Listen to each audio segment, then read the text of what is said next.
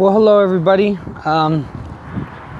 Thank you for tuning into another episode of Running for Recovery. It's going to be a short clip today. Just going to acknowledge a few things. I'm headed to, let me take off my sunglasses so you guys can see me. I'm headed to San Leandro right now because I'm going to be running out there.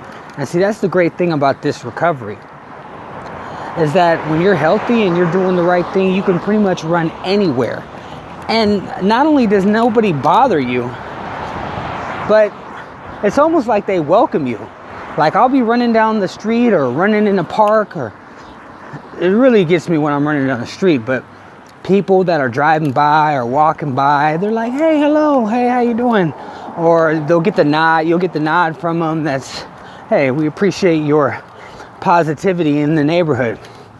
And I never really understood that. I take that back. I never really ever got that. In my addiction, you saw me running down the street. It was probably because somebody was chasing me. Or if you saw me running down the street, or if you saw me walking on the sidewalk, you grabbed your purse.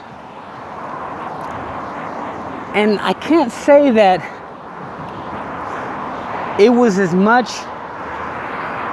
my physical difference, because when you're taking care of yourself, you are physically different.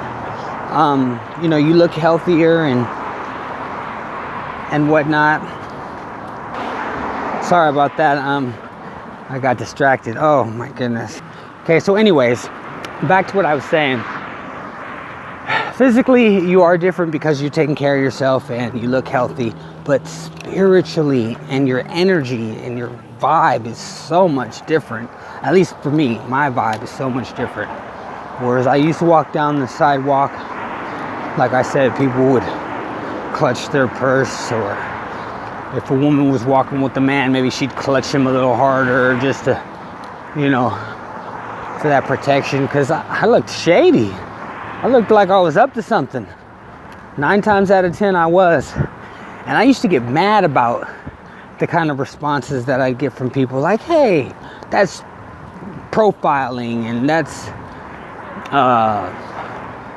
racism, or that's, stuff like that. But if I take a closer look at the part that I played in that, if I had saw myself walking down the street, I would know that dude's up to something. But now, when I run and when I'm out exercising, I get nothing but welcoming eyes and conversation. And it is a breath of fresh air, I must admit. Because I know I'm doing the right thing for myself. And that's all anybody can go off of when they're either going to respect you or not respect you, is whether or not you respect yourself.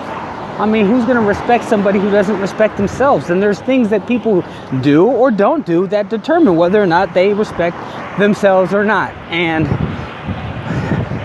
being sober for a little bit, doing these positive things, it's given me an opportunity to take a closer look at what respecting myself really means, and ergo marathon. I was meditating the other day and I came up with an idea, I guess you could say. Not that this idea hasn't been created already. Maybe it has, maybe it hasn't. It is a derivative of an already current idea. I'm sure some of you have heard of Narcotics Anonymous or Alcoholics Anonymous. Well, being that I'm in this hybrid version of Narcotics Anonymous because I'm exercising and whatnot, I thought while I was meditating of Narcotics Marathonymous.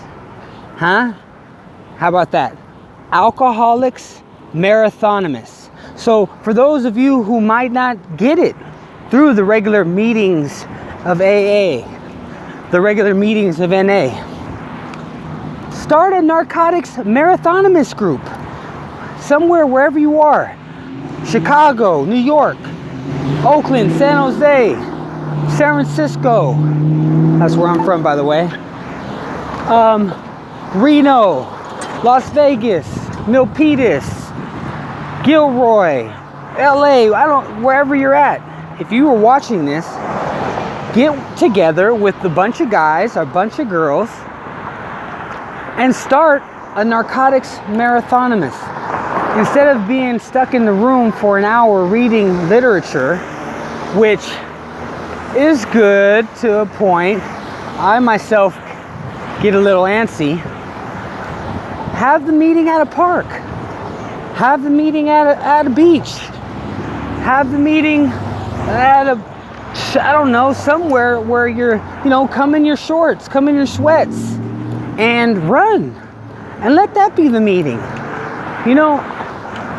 There's a lot to say about running. There's a lot to say about exercise. And more importantly and mainly, it's really not about, I don't really know what it's about for everybody else, but for me, networking and connecting with other human beings is the solution to the isolation and lonely feelings I experienced with drugs and alcohol. I don't care how many drugs I did and how much I drank. I always felt lonely, and I always felt isolated. And I always felt lack of respect for myself. But in this life that I'm doing right now, I don't feel lonely. I feel connected with my higher power. I don't feel isolated. I feel a part of.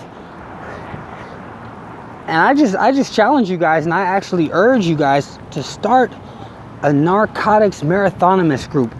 I don't know what that means. I don't know what the preamble of it would be. I don't know if there are 12 steps of this or 12 traditions.